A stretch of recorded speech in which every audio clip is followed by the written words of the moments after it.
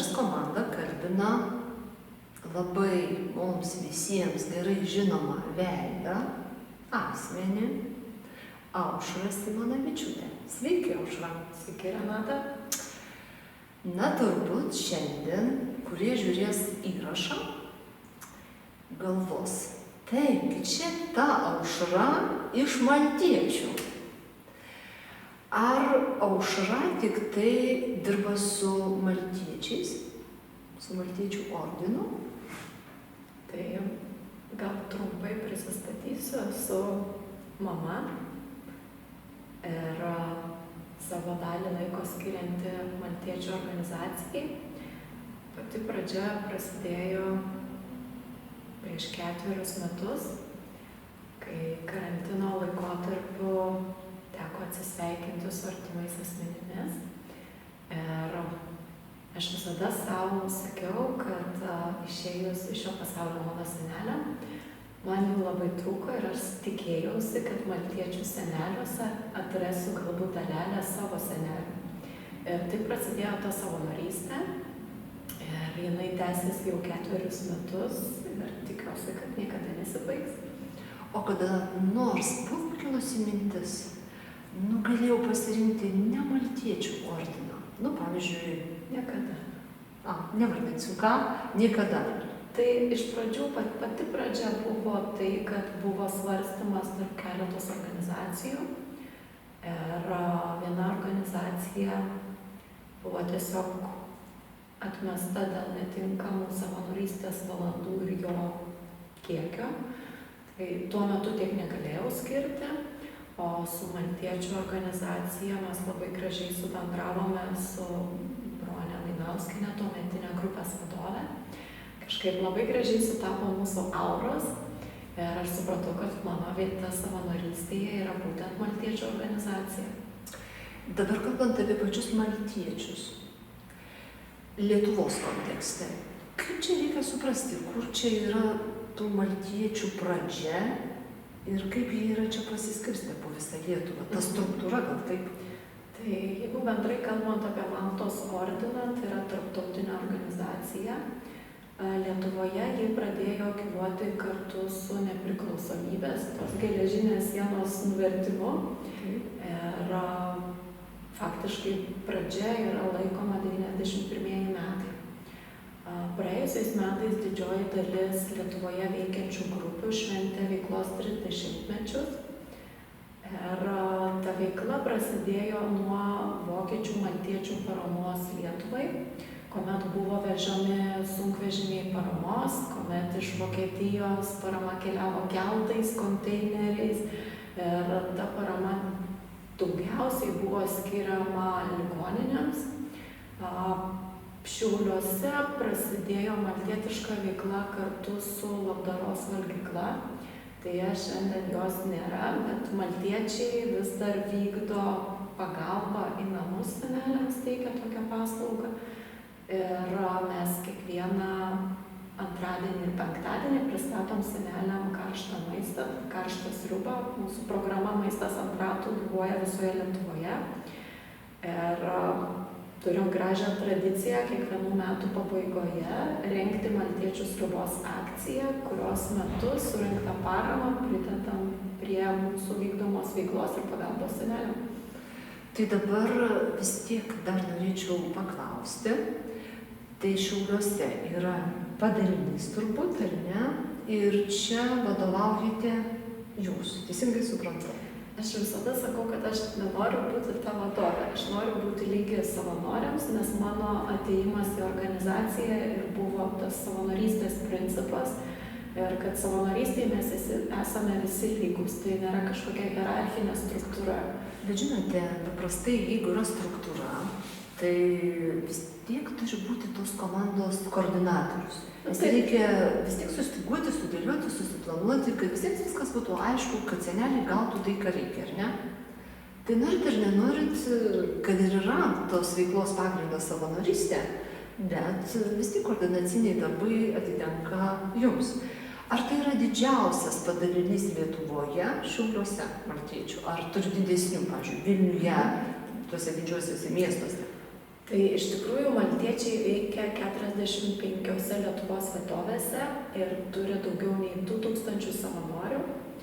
Ir lygintis su kitais miestais, aš manyčiau, yra labai neteisinga dėl to, kad kiekviena grupė yra unikali, kiekvienos grupės paslaugų gavėjų ratas yra ganėtinai skirtingas, lygiai taip pat ir su savanoriais, kai jie yra visiškai skirtingi žmonės, kurie ateina, sakykime, vyresnio amžiaus žmonės ateina tiesiog realizuoti save, jaunesni asmenys nori padėti, tiesiog skirtingų paskatų vedini žmonės ateina į savanorystę ir aš negaliu lyginti, kad Šiaulių grupė yra panaši į, sakykime, Viduklėje esančią grupę.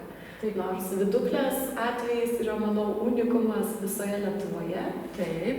Nes jie yra atkūrę senus parapijos namus ir įkūrė senjorų centrą. Šiuo metu steigia ir su vaikais siekia užsiimti, bet jeigu kada nors pastebėjote televizijoje, jie ir per Labas rytas buvo pristatomi, kuomet močiutės su elektriniais vežimėliais važiuoja į senjorų centrą. Tai mes glaudžiai bendradarbiaujam su kitomis grupėmis, dalinamės idėjomis, galbūt tas didysis pats veiksmas verda pačioje grupėje, nes, kaip aš sakau, mes ta viena šeima, kuri rūpinasi tos konkrečios teritorijos problemomis ir kažkaip gal renginiai būna kartu, o savo veiklą tu, kaip sakant, verdi tame savo teritorijoje. Ar šiandien dienai didžiausia problema yra surasti, pakviesti savanorystį žmogų? Ar didesnė problema yra, ką surasti, patiekti, ir dar tos ribos reikia seneliams, bet ir turbūt be ribos būna įvairiausių problemų. Kur šiandien yra pats aštriausias klausimas? Aš sakyčiau, pats aštriausias klausimas yra seneliai, kurie negauna reikiamos pagalbos reikiamų metu. Nes, sakykime, jeigu šeimos gydytojas tau paskiria siuntimą gauti individualios priežiūros asistento paslaugas, tu turi laukti eilėje, kol jį gausi. Dažniausiai ta eilė užtrunka pusę metų ir daugiau. Tai sakyčiau, yra aštriausias klausimas, kad tau pagalbos reikia čia ir dabar, bet dėl kažkokių biurokratinių reikalų, dėl turbūt biudžetinių reikalų nėra galimybės jos gauti čia ir dabar. Tai stengiamės padėti tiem žmonėm, kuriem reikia pagalbos. Nesakau, kad karštas maistas irgi nėra svarbus, jis yra labai svarbus ir turime nuolatinius senelius, kurie gauna tą maistą. Ir žinokit, kaip jie laukia mūsų, jie stovi atsirakinę duris ir jeigu tu pavėluoji, nors ne tuo metu ateiti, tai tada jau negerai buvo. Nes labai išlauktas laikas turbūt. Taip, tai yra tos dienos, kuomet tavęs laukia ir jeigu atsiranda kažkokių tais nenumatytų išvykimų, sakykime, vakar teko lankyti senelę, kuri turėjo įvykti į gydymo įstaigą, tai sako, aš susitariau su kaimynais, kad man paliktų termosėlį.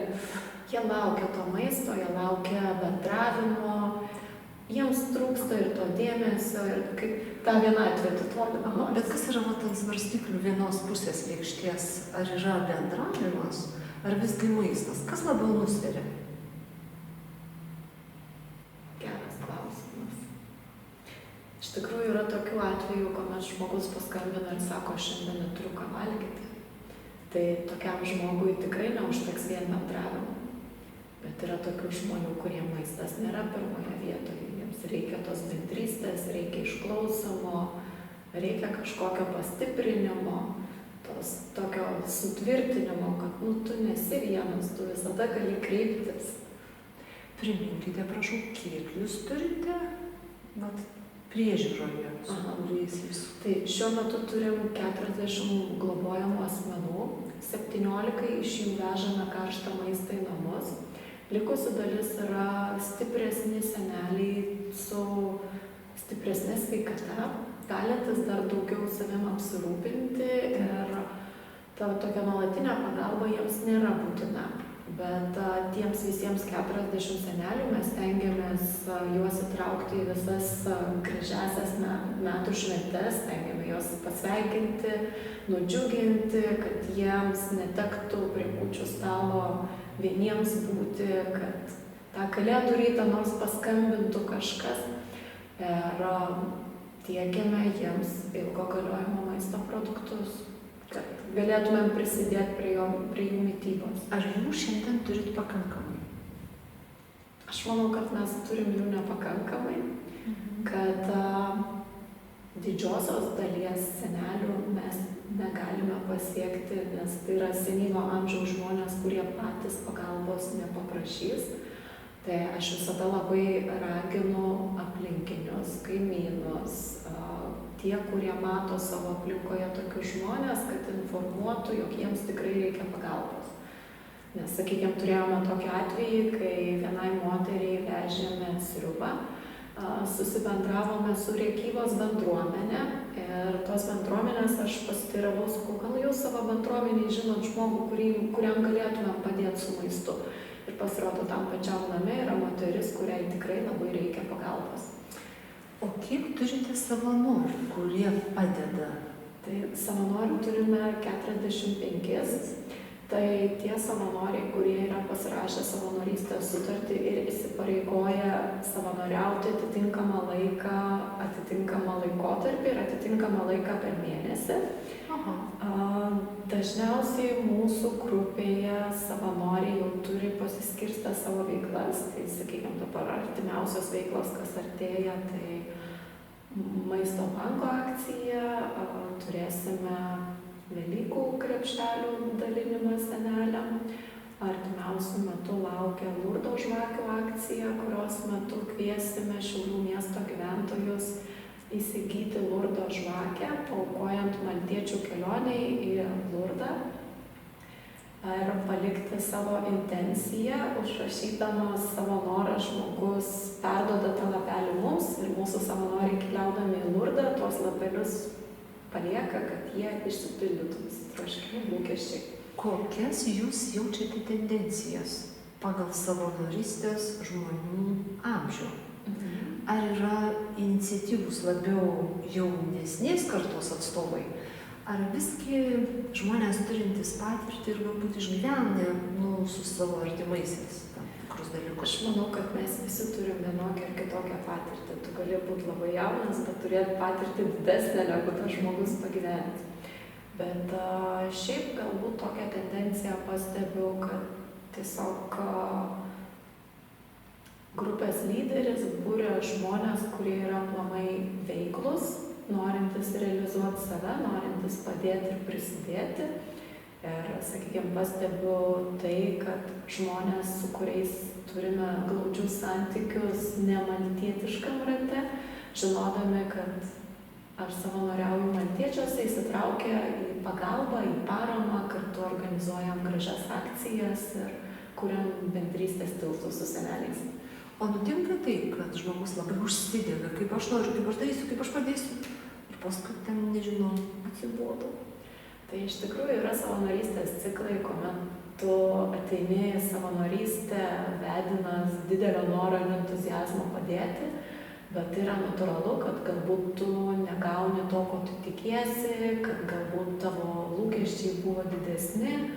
Būna, kad ta kreivė staiga nukrenta žemyn, bet taip kaip ir aš remiantis iš savo asmeninės patirties, tai būna daug ir nuopuolių, daug ir pakilimų, bet reikia sugebėti atsistoti ir eiti toliau, nes kažkaip sakau, man seneliai yra tie žmonės kaip šeima, kuriems bet kada gali paskambinti ir jie irgi tau paskambina, kad ir vakar 94 metų močiutė skambina 8:30 ir sako, aš suklydau, tau neteisingą informaciją pasakiau, tu sako, neapykantos savanorės. Tai jie labai jaučiasi atsakingi už savo žodžius veiksmus, kad paskui nebūtų, jog savanoris nukentėjo, nes senelis padavė ne tokią informaciją, perteikė. Bet šiaip, manyčiau, kad kiekvienam ateina gyvenime kažkoks momentas, kad tu nusprendi tapti savanoriu. Ir kaip mano pats atvejis, tai man netektis mane paskatino ateiti į maltiečius. Galbūt kiti žmonės, turėdami kažkokią konkrečią patirtį, gali jie dalintis ir padėti kitiem, nes mūsų organizacijoje yra ir jaunų savanorių, yra ir vyresnių savanorių. Ir galbūt net drįsčiau teigti, kad amžiaus vidurkis yra tarp 45-50 metų. Ir mes lygiai taip pat bendradarbiaujam ir su 70-mečiu savanoriu, ir su 30-mečiu savanoriu. Tai turim funkcijas, kas kurioje veikloje yra atsakingas ir dalinamės jomis. Yra tokių savanorių, kaip aš sakiau, generolų konkrečiose srityse, jeigu reikia kreiptis dėl paramos pritraukimo, dėl reklamos kažkokios, dėl akcijos organizavimo, dėl scenarijaus kūrimo. Mes turime visą savo komandą, kuri, sakykime, kaip pavyzdys, kas socialinius tinklus tvarko, kas yra už fotografiją atsakingas, kas už savanorius atsakingas, kas už senelius atsakingas. Tai tokia maža organizacija, kurioje visi turim konkrečias veiklas pasiskirti. O yra pasitaikę neatsakingų savanorių? Kažkas būna gyvenime? Taip, yra pasitaikę, bet tiesiog tu kartu su tuo žmogum bendradarbiaujant sieki, kad ta atsakomybės jausmas būtų išugdytas ir nori, kad aš pagal save sprendžiu, kad jeigu aš daviau žodį, aš darysiu viską, kad jį ištesėčiau. Tai lygiai to paties labai noriu ir iš savanorių, kad jeigu mes susitarėme, jog šiandien ateisim pas senelį, mes ir einam pas senelį. Aišku, atsiranda tokių aplinkybių, dėl kurių mes jų negalim pakeisti. Tai aš labai prašau, kad savanoris tada jau savarankiškai susitartų su kitu savanoriu, kuris galėtų ateiti. Tai kad nebūtų taip, kad aš sergu, aš neteisiu ir man nebeįdomu niekas. Tai ta bendrystė ir bendradarbystė yra labai svarbi savanorystėje, nes nei vienas savanoris nėra gaunantis atlygio už savo veiklą. Emocija, gera emocija. Ir mums tai, ką mes darom, tai yra vien iš gerų norų vedama veikla. Gerų norų padėti, prisidėti. Mūsų klauso ir galvoja, koks nors žmogus anapus ekranų, kaip jis norėtų patekti savanorių ir ką dabar jam reikia daryti ir kaip aušą reikia surasti. Taip, tai savanorystės anketą galima užpildyti maltiečiai.lt puslapyje ir savanorystės anketas mūsų koordinuojantis asmenys persiunčia į konkrečias grupės, kad galėtumėm susitikti su savanoriais. Tai jeigu sumastysite, galite kreiptis, o jeigu norite, kreipkitės tiesiogiai rašydami aušrai. Ar būna taip, kad žmogus kaip iš niekur atsiranda kokiam nors renginyje ir nori būti matomas, kad jis tai, bet čia labai yra svarbus, bet jis niekada gyvenime iki to nepadarė su maltiečiais jokios veiklos, nepaukojo, nepaklausė, ar jums reikia pagalbos. Žinot, su kuo sieju savo klausimą? Pavyzdžiui, jeigu manęs paklaustų, ką jūs galėtumėte akcentuoti iš žinojimo apie maltiečius? Tai ką žinau? Kad yra maisto banko akcijos. Taip, kad mes ten galim nupirkti tą krepšelį, ne? Mes puikiai žinom, prieš kalėdas organizuojama tą maltiečių sriubą, ne? Ir tu matai, kad, pavyzdžiui, yra tikrai tokių labai profesionalų toje srityje, kurie verda sriubas, gamina ir jiems tikrai yra tokia svarbi misija atstovauti, ar ne, ir kaip ištraukti žmonių ir taip toliau. Bet kai šalia atsistoja X ar Y, kuriems yra svarbu, tarsi, kad jis būtų matomas, bet jo indėlis yra neaišku koks, gražiai pakalbėti, gal galima jiems pasiūsti šiandien iš dabar žinutę, kad jeigu norite būti svarbus maltiečių veikloje, tai būkite malonus, galvokite ne tik tą akimirką, bet galvokite visą laiką ir pagelbėkite iš tikrųjų tiems seneliams ir turbūt tada nekils niekam klausimo, kodėl kažką reikia save ištransliuoti vardan kitų uždirbtų dalykų. Tai galbūt pradėkime nuo to, kad maltiečių savanoriai neturi to didybės jausmo. Ir tie žmonės, kurie ateina tik afišuotis, jie maltiečių veikloje ilgai neužtrunka. Nes iš tikrųjų reikia daug dirbti ir ta pagalba seneliams reikalauja daug ir emocinių, ir psichologinių tavo resursų. Dažnai būna taip, kad tau reikia net ir pačiam restartuotis, kad tu negrįžtum namo į savo šeimą su tais rūpesčiais, kad galbūt būtų tam tikros ribos, kur yra savanorystė, kur yra tavo asmeninis gyvenimas. Bet gal iš dalies, iš šono žiūrint, aš taip labai gražiai kalbu, nes iš tikrųjų pas mane pačią tų ribų nėra ir aš jų niekaip nemoku nusistatyti. Nes taip, kaip man draugas sako, tu pradėjai savanoriauti, eidavai 2 kartus per savaitę. Dabar, sako, 24/7.